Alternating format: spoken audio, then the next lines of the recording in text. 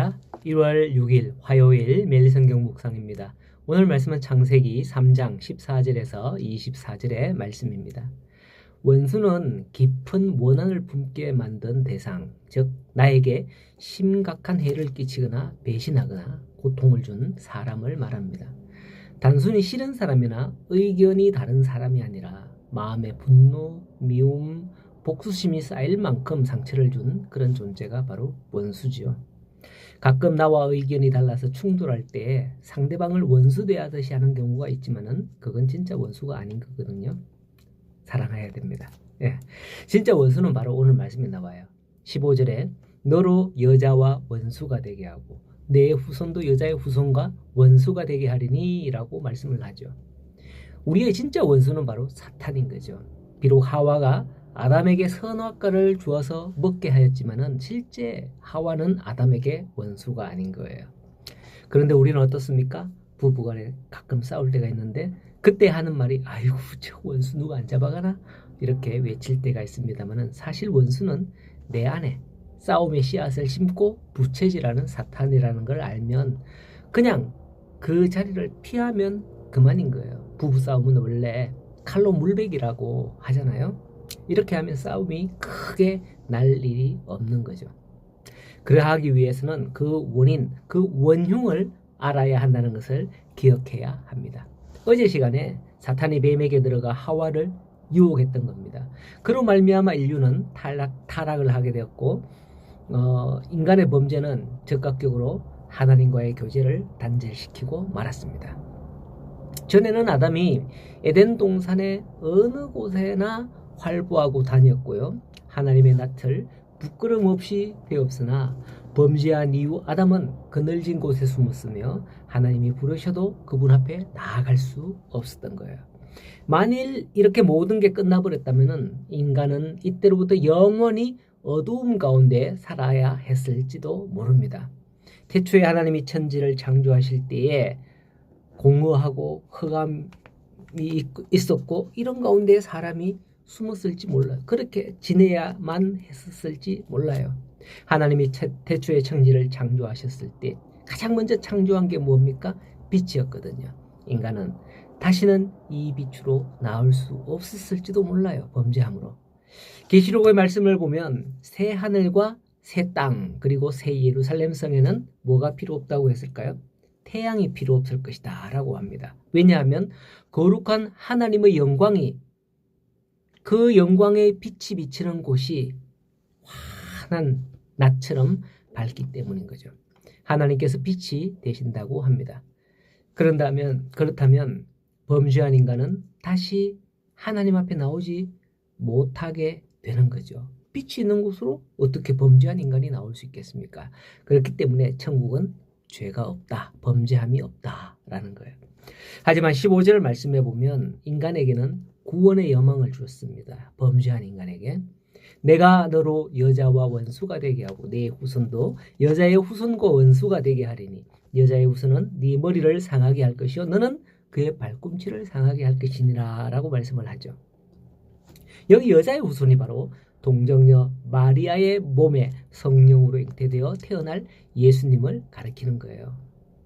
예수님은 마리아와 요셉 사이에서 생긴 게 아닌 처녀 마리아에게 하나님이 잉태케 하셔서 성자 예수님이 태어나셨기 때문에 여자의 후손이다 라는 거죠. 남자와의 관계로 태어난 게 아니라는 거죠. 여자의 후손이 내 머리를 상하게 할 것이지만은 너는 그의 발 뒤꿈치를 상하게 할 것이다 라고 하는데요. 그쵸? 우리 이런 말을 쓰잖아요. 용두사미 이런 말을 쓰잖아요. 그죠? 용두사미 무슨 말이에요?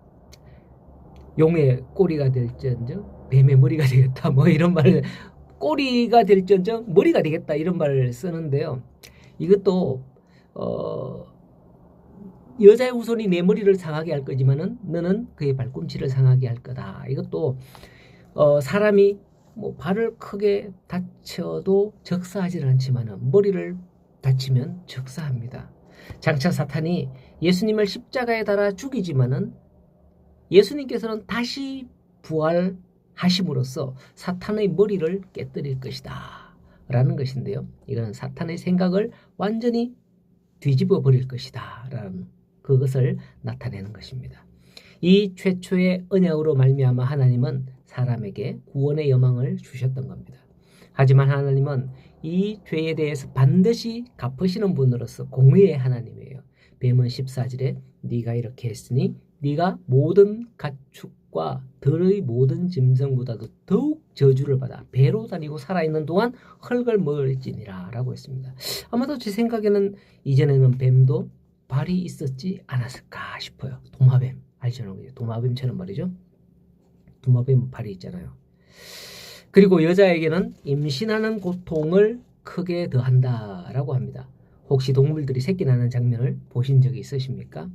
저는 촌에서 컸기 때문에 개나 고양이 이런 것들이 새끼 낳는 것도 봤고요. 크다는 소이잖아요. 소가 송아지를 낳는 것도 봤습니다. 어느 날 토요일 날 학교 갔다 오니까 소가 송아지를 막 놓고 있어요. 아이고 어떡하지 저 혼자만 당황했는 것 같아요. 근데 소는 그냥 쑥 놓고는 송아지 나오니까 혓바닥으로 핥아주더라고요. 그래서 송아지가 콧구멍이 열리고 숨을 쉬게 하고 이런 뭐 새끼를 놓으면 여러 가지 분비물이 있잖아요. 그죠? 소가 싹 다 핥으면서 닦아주더라고요. 사람이 있었으면 천을 가지고 그 헝겊을 가지고 막 이렇게 닦아주잖아요. 자, 그렇게 큰 송아지를 낳는 소인데도 전혀 고통 없이 쑥 낳더라고. 진짜 낳는 걸 제가 봤다니까요. 그리고 돼지는 새끼를 그렇게 많이 낳는데 새끼 낳는 출산의 고통이 없지 않습니까? 오로지 사람만 있어요. 그게 바로 하나님의 주신 죄의 형벌이다라는 사실이죠. 그리고 남자는 평생의 땀을 흘려 수고하여야 그 소산을 먹을 것이다 라고 했습니다. 왜냐하면 17절에 땅이 너로 말미암아 저주를 받았기 때문이라는 것이죠. 대초에는 아마 땅에 잡초나 엉겅퀴가 곡식을 해하지 않았을 거예요. 넘어오지 못했을 거예요. 하지만 범죄 이후 경계가 사라져서 잡초가 막 온데 자라게 되는 거죠. 이제는 각종 병충해로 농약을 사용하지 않으면 오늘날 풍성한 결실을 기대할 수 없는 그런 세상이 되어버리지 않습니까? 약을 정말 많이 치거든요. 자, 어쨌든 이렇게 고생을 하다가 결국 인간은 흙으로 돌아갑니다. 19절에 보면 네가 흙으로 돌아갈 때까지 얼굴에 땀을 흘려야 먹을 것을 먹으리니 네가 그것에서 취함을 입었음이라. 너는 흙이니 흙으로 돌아갈 것이니라 라고 합니다. 이것은 마치 천지창조하실 때에 선포하던 말씀과 같은 형식이네요. 빛이 있으라 했듯이 너는 흙이니 흙으로 돌아갈 것이니라 라고 하는 거죠. 이것 또한 하나님의 선언인 거예요. 그렇기 때문에 인간은 불로 장생할 수 없습니다. 진시황이 불로초를 찾으려고 한 것도 모두 허사인 거예요. 이미 하나님께서 선언하셨기 때문에 끝난 거죠. 그렇게 인간은 에덴 동산에서 내어 쫓겨 땅을 경작하게 됩니다. 24절에 하나님이 그 사람을 쫓아내시고 에덴 동산 동쪽에 그룹들과 두루 도는 불칼을 두어 생명나무의 길을 지키니라 라고 합니다. 이 길이 어디인지 궁금하긴 한데 사실 이 길로 다시 사람은 들어갈 수 없게 되었다는 거죠. 이렇게 죄의 결과는 결국 하나님과 원수가 되는 것이었고 모든 관계의 단절로 이어졌습니다. 이제 우리는 15절의 말씀을 기억하면서 그것을 회복할 수 있는 기대와 희망을 품어야겠습니다. 여자의 후손으로 오신 예수 그리스도를 통하여서 구원을 이루어가는 성도 여러분이 되시기를 간절히 소원합니다. 기다리길 바랍니다. 오늘 하루도 이 말씀으로 인하여 우리에게는 그래도 희망이 있다 하는 큰 힘과 용기를 가지며 살아가는 우리 모든 성도님들 되기를 간절히 소원합니다.